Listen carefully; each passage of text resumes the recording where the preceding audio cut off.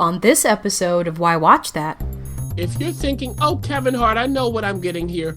No, you do not.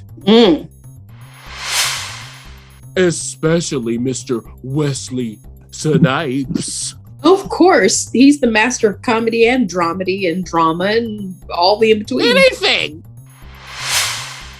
If they are famous, have any clout, and they are black, they are in this movie. They hired every black person.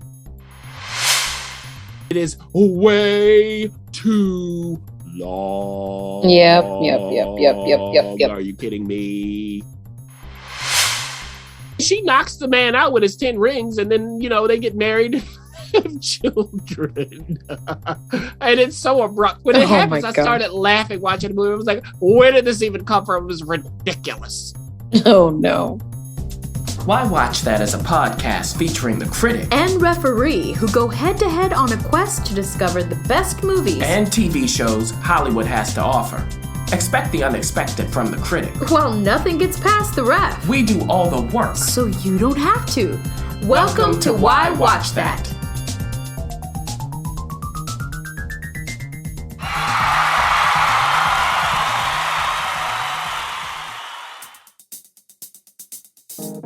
Critic? Yes. Critic! What? Have you heard? We just got a Buy Me a Coffee page. What's that? Boy, come on. It's a place where listeners can support our work for as little as $5. $5. Pretty much the price of a coffee. I don't drink no coffee. What you talking about? Well, you don't drink anything but water and eat raw potatoes. But I guess they can buy you a popcorn. How about that? Yeah, all right. Yeah, right.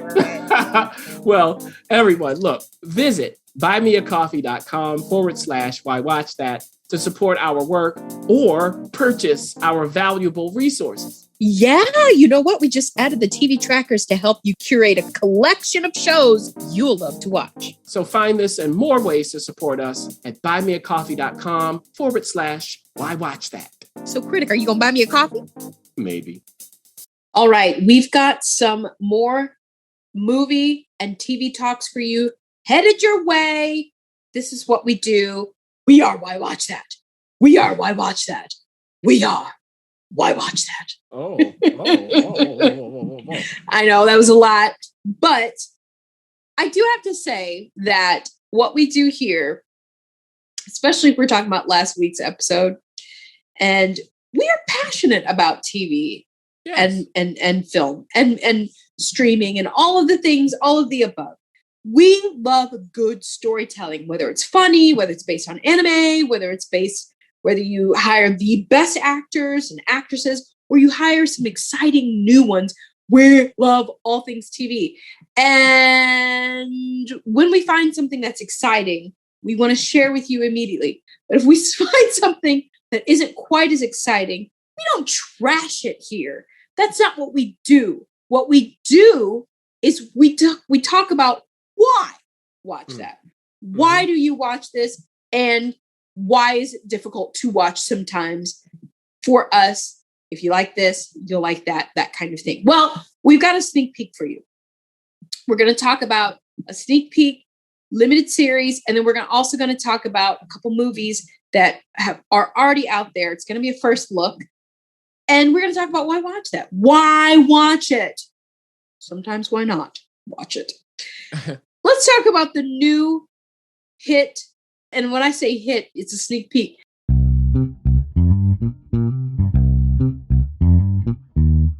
A Why Watch That sneak peek.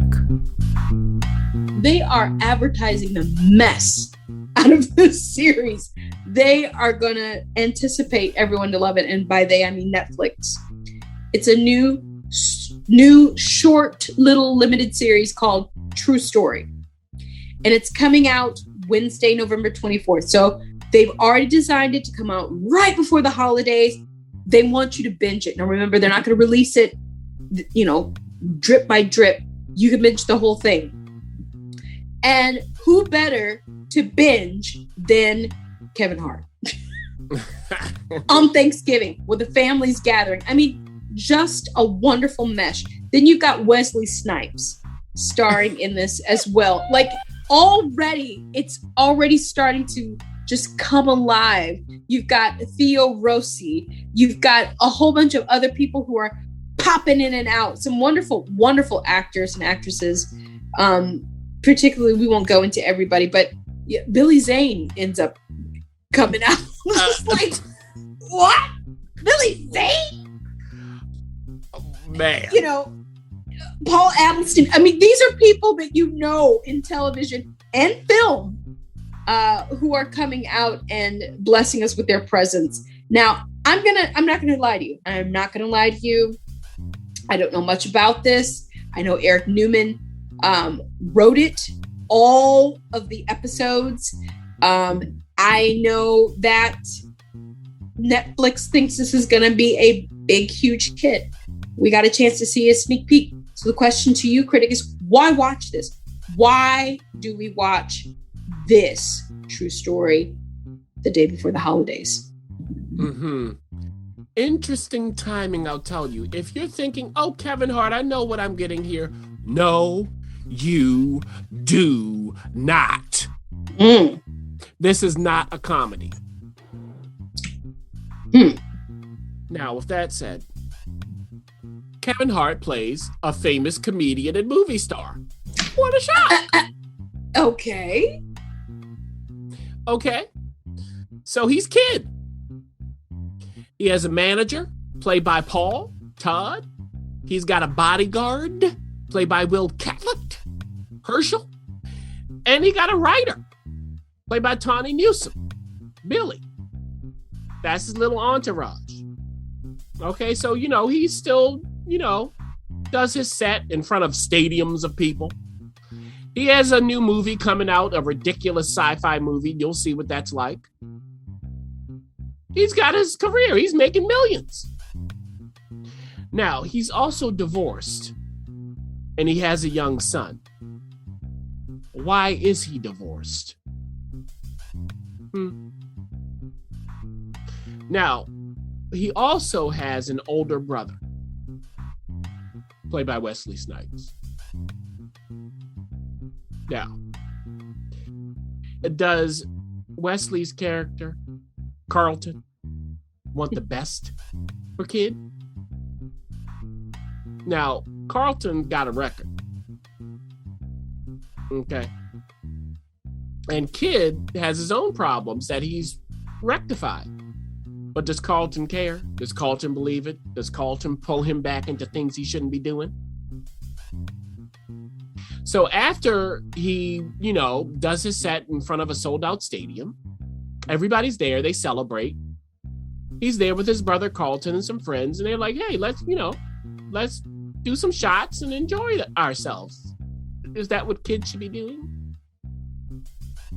And the outcome of this is, there's a nice young lady there that, he gets an interest in. Now, what happens when he wakes up is the question. Uh-oh. Wakes up with whom? Who wakes him up? And what is going to be the issue? Something happens, some criminal activity possibly, do you know? And he's involved, and if it gets out, it's bad, bad, bad, bad, bad. Who's to blame? Now, Carlton's telling Kid, he's like, look now, what you gonna do about this? Kid is like, this can't come out. It can't come out. Carlton's willing to take the blame. What does Kid say to that? I'm not going to tell you, but I will tell you this. All of this leads to them reaching out to someone else. And this someone else is played by Billy Zane. Who plays Ari. Ari comes in and sees what happens, and maybe he's going to fix some things. But at what cost? And down the rabbit hole we go. Now, this is what I like. Each episode after the first one lasts only about a half an hour. Good, but it needs to be tightened. When it comes to Mr. Kevin Hart, his acting is passable. But personality-wise, sometimes he's like water at room temperature. You know, I'd rather have it cold or hot if I want some tea. You know, but if I have to drink it at room temperature, I will. You know, it's kind of what it is. Now, it is interesting to place Kevin in a thriller-like drama, because that's what it is, without too many moments of comedy. Mm-hmm. I mean, it's from the showrunner of Narcos, after all. But his energy is inconsistent. I mean, of course he's here for the comedy, but his dramatic beats are hit or miss. However, the rest of the cast surrounds him well, especially Mr. Wesley Snipes. Of course, he's the master of comedy and dramedy and drama and all the in-between. Anything! Nino Brown! Okay? Now, when Kevin is with Wesley, Wesley makes him better because he forces him to pay attention and be engaged. So those exchanges, whether they're comedic or not, they show Kevin at his best. And Billy Zane, let me tell you something. He comes in, he ensures that you're going to take this seriously. I'm not going to tell you how, but because you're watching it going, wait, is this really happening?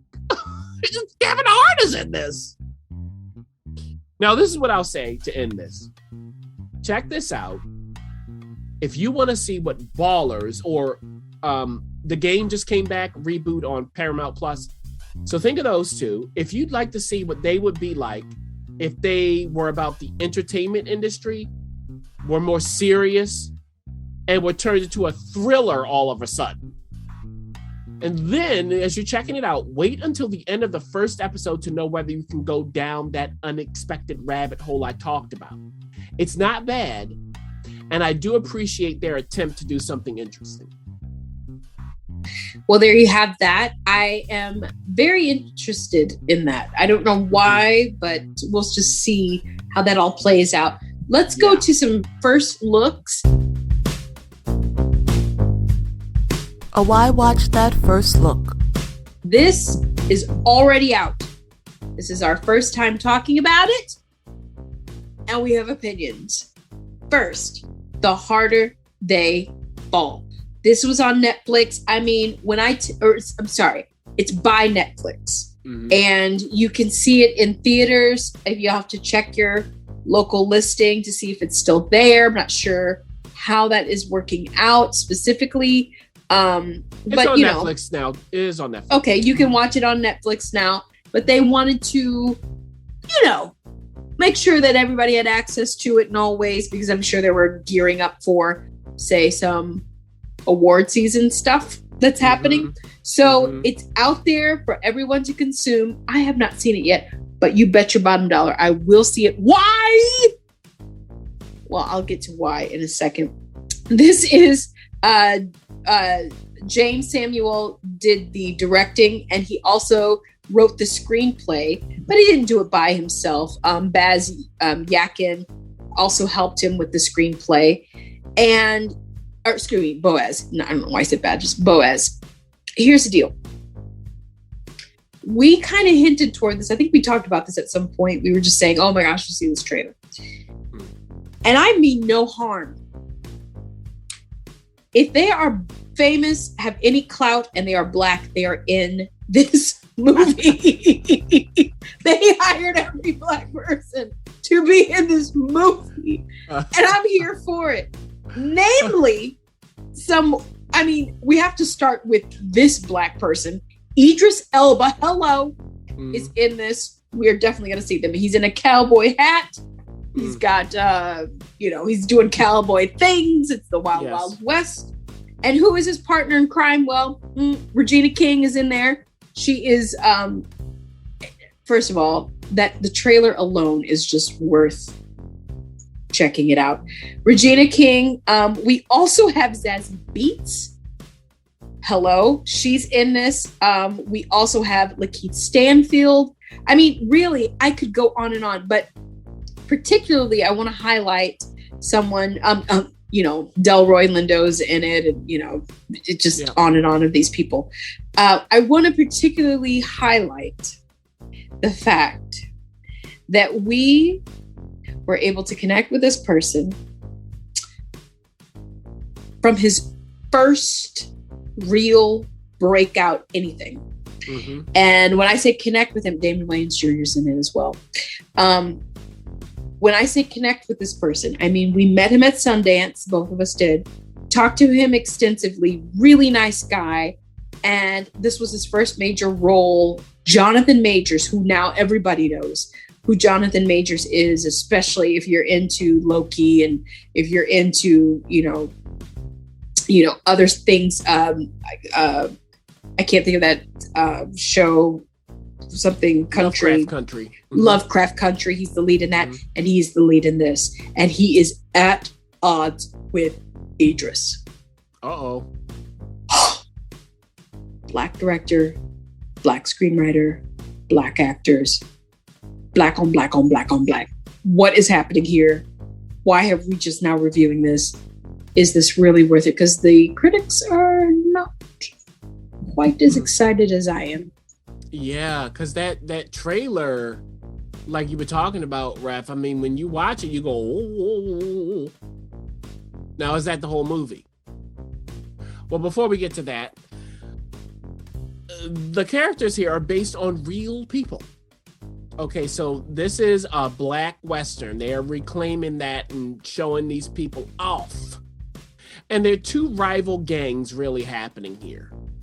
One is led, as you were saying, Ref, by Jonathan Majors' character, Nat Love. The other is led by Idris Elba's character, Rufus Buck. Now, along with Nat is Zazie Beetz' character, Stagecoach Mary. They have this love relationship of what kind? What's that like? And Stagecoach Mary is a singer, and really she runs saloons. How does she figure into this? There is also Eddie Gathegi's character, Bill Pickett. He comes in. There's a character called Cuffy, played by Danielle Deadweiler. And Cuffy, you'll see what kind of character this is found at Stagecoach Mary's place by Nat. Now, when it comes to Rufus's little gang, Regina King, you mentioned it, playing Trudy Smith. We have Lakeith Stanfield's character, Cherokee Bill, and a whole bunch of other people. There's even somebody that they leave behind to mind their little town, Wiley Esco, played by Dion Cole, of all people. Now, there's also law enforcement. And in particular, there is Delroy Lindo's character, Bass Reeves. He's the lawman. Is he taking sides? Or is he trying to get them all? Now, what happens is this. At the start of the movie, we see a young Nat Love. He's, about to have dinner with his parents. His parents, they are played by some people you know. Okay? Michael Beach and DeWanda Wise. But somebody comes a knocking on the door. And that somebody takes those parents out in front of Nat. Who could do such a thing? And before this person or these people leave, they leave a mark on Nat. He grows up. And he is now after other people. That's what he's coming after other people. So you rob a bank, he wants to rob you. And he's after Rufus Buck in particular. Now, at the beginning, Rufus has been captured. He's been caged. They got to get him out. And this is where that trailer comes in, where we see that whole scene where they release him. And once he's released, he's got some business to attend to. So they're on a collision course, Nat and Rufus, and they are gangs. And there are all kinds of people involved, as I mentioned. And again, you'll see how Bass Reeves, played by Delroy, comes in. So in the end, who's left standing? It is a Western. Is there vengeance that has been sought? And is there a twist that might throw everything off its axis? Now, with that said, if you just watch the trailer of this, you might think, looks kind of like Quentin Tarantino. There's a little bit of the Coen brothers in here. Yeah, that would be accurate. You got the influence of spaghetti westerns. However, execution, my friends, execution. It needed more polish, or they needed to pick up the tempo. Many scenes just aren't edited with enough rhythm. The acting beats don't quite land in the right place. I mean, look at the cast. You can't blame them. The whole movie should have the feel of that train scene, which is in that trailer. Yeah. That's what it should feel like. So, look, that train scene, let me tell you, you got Regina and Lakeith. Come on. And somebody else. Yeah. Can you guess who?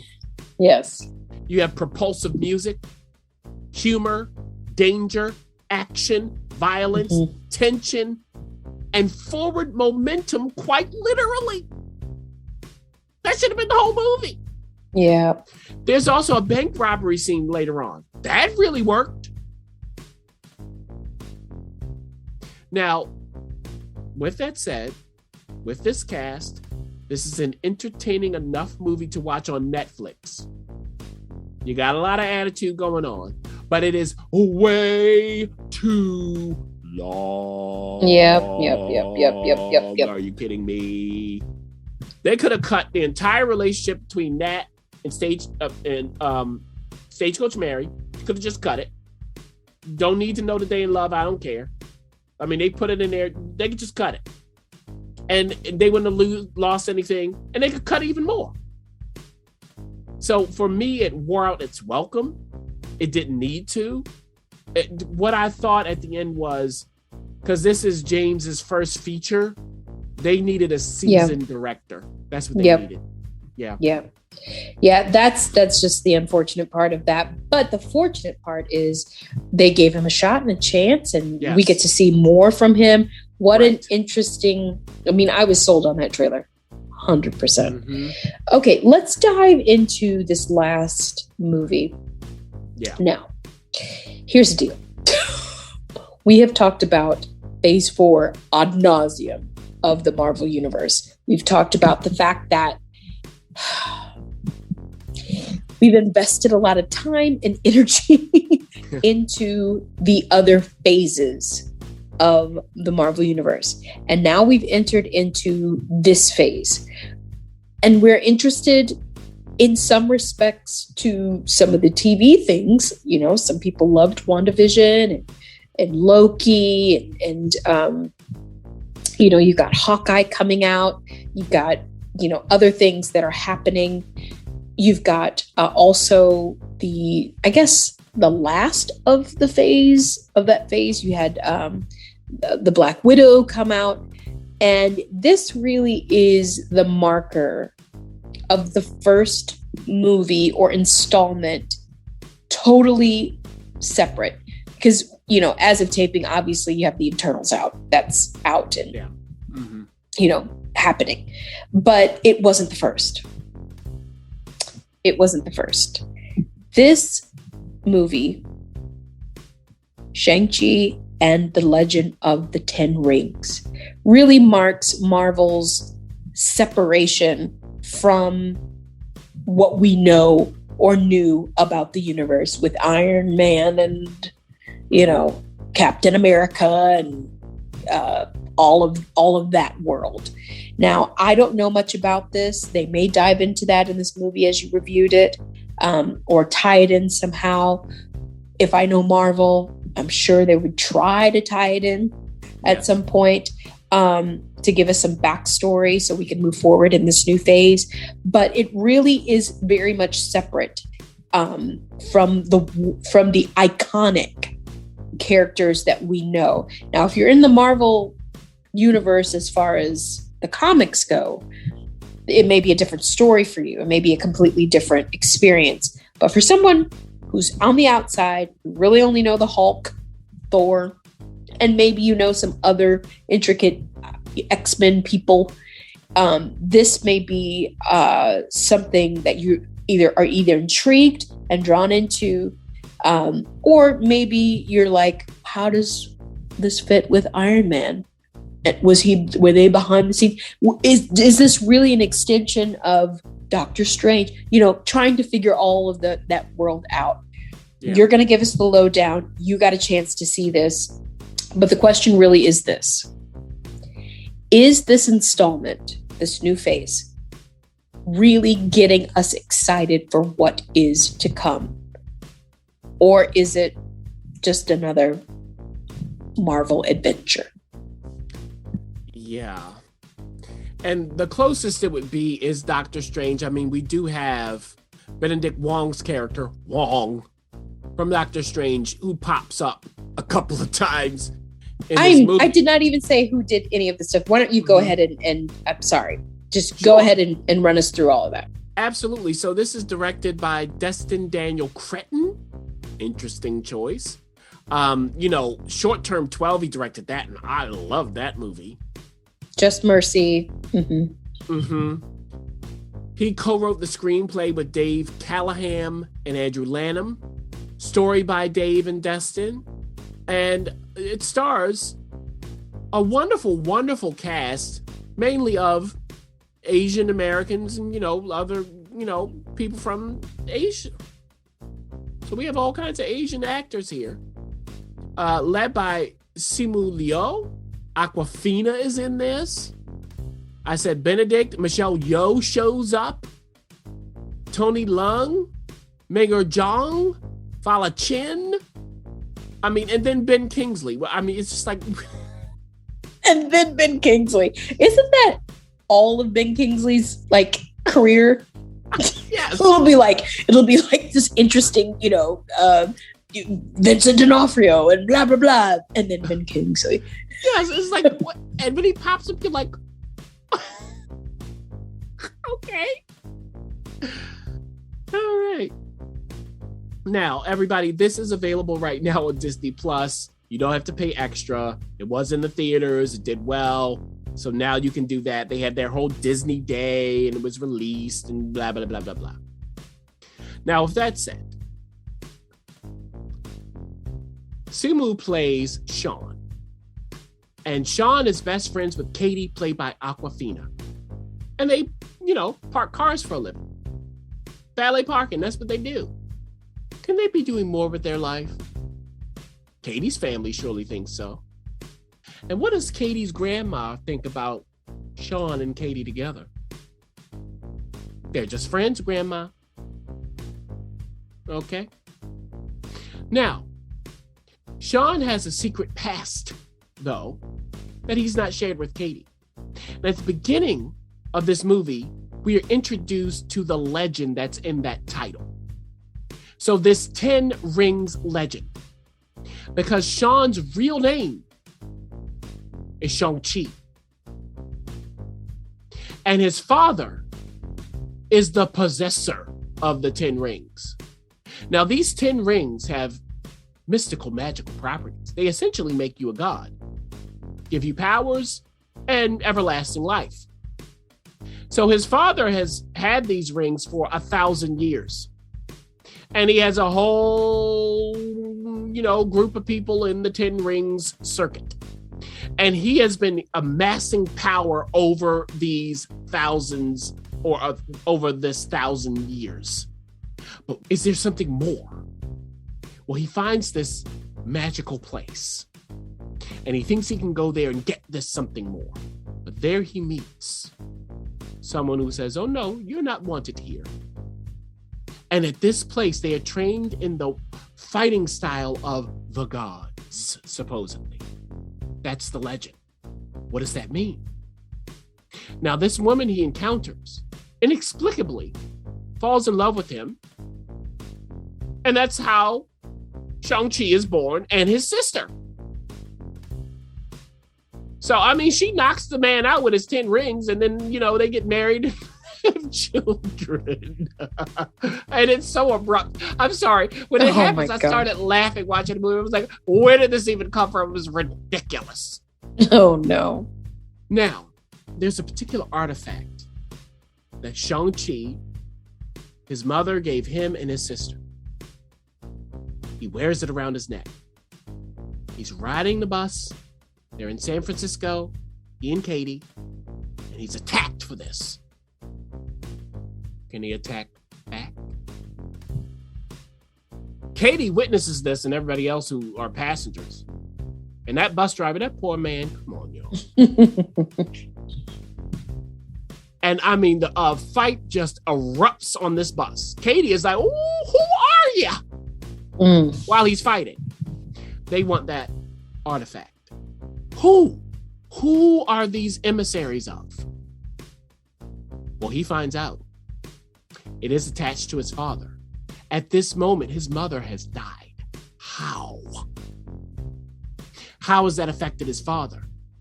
He has left Asia. He's in the States, changed his name. Why has Shang-Chi done this? Why has he renounced his family and his past? He just left his sister high and dry. Well, because of this attack, he's got to find his sister. He's got to go back. How does she receive him? And how are they going to confront their father? He got the 10 rings. Now, the father's motivation behind everything that's happening is the mother. Is she really dead? Well, they've got to go back to this mystical city that she's from. And there she does have a sister, played by Michelle Yeoh. What's she got to say about all this? So there is a battle for the whole universe. Oh my gosh. That's about to erupt. Because if this father gets what he wants, all souls in the universe are done. Again? Now, this is Marvel meets Chinese martial arts cinema for the undemanding masses. Okay? But it's too cutesy and shallow at times for adults and too dull at times for anyone. Now, the Marvel formula, here we go again, Ref. It's just... I know. So, look, you got to appeal to broad audiences by checking all their familiar boxes. Here we go. You got to have humor, got to have some romance, superpowers, you got to have fights that happen, right? But, the fights happen, somebody died, but you don't see it, and so on. And what it does, this formula, it makes the task of writing very challenging. And they didn't overcome it here. Now, is the script generally serviceable and acceptable? Somewhat. Is it well developed? No. Is it awkward at times? Yes. And it's a shame, because the whole fantasy legend aspect could have made for something more compelling, like a Princess Mononoke. But Marvel's not interested in that. No.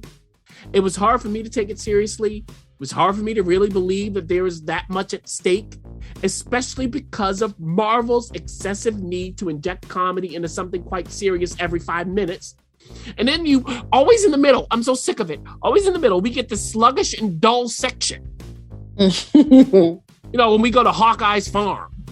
Will you leave Hawkeye alone? I will not. I will not ever. And I love you, Jeremy Renner. I will not. I will never forget sitting in the theater and it's like a balloon popped. It's like, what are we doing here? Now we're in like this horrible drama. Like, stop. Boo. Boo.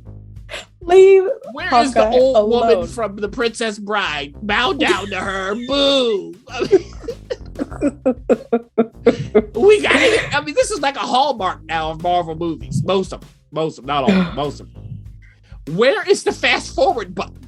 Okay, Well, you got it now. You've got it on Disney Plus. You can do All that. right. So what I wish, they're not going to do it, but what I wish is that they would just do what's best for the story. But there's just too much money at stake. Now, for the why watch that portion. Is this family viewing? Probably. But there are subtitles that you have to read at times, okay? So get ready. They are speaking Mandarin.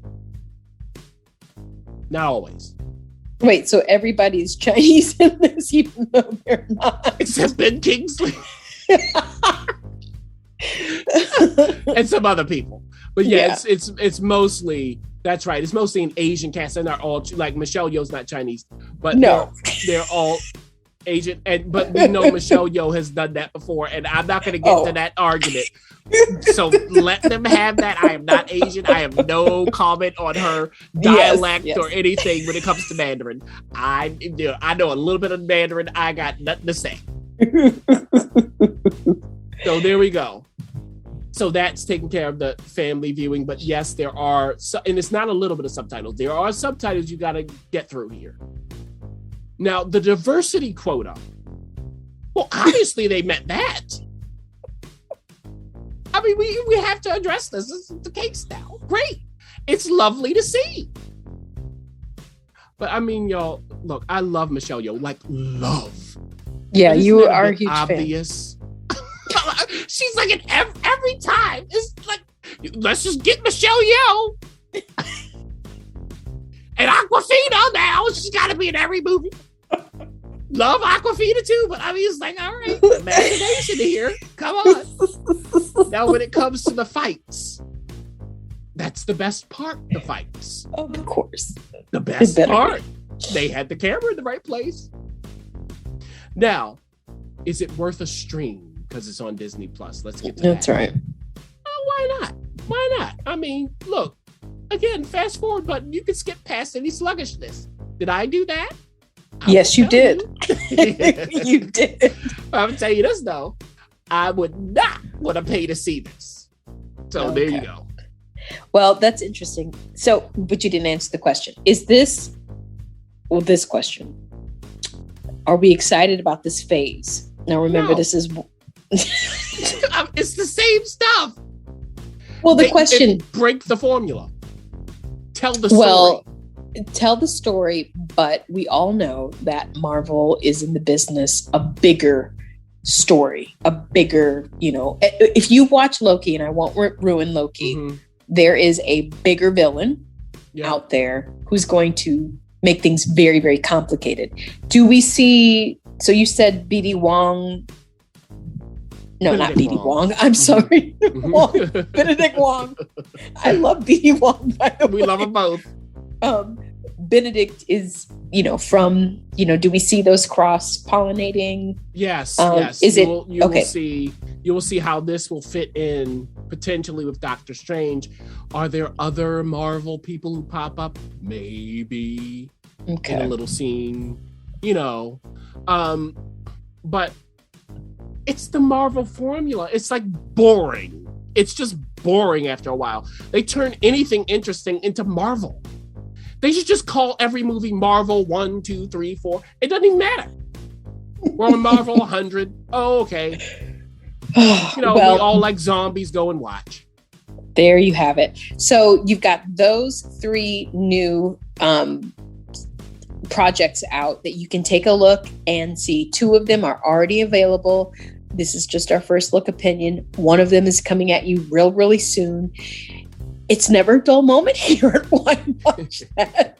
And we'll be sure to be behind every single one of those major releases as we can get to them. And we're going to give you our real opinion. We're also going to talk about why you should or shouldn't watch that.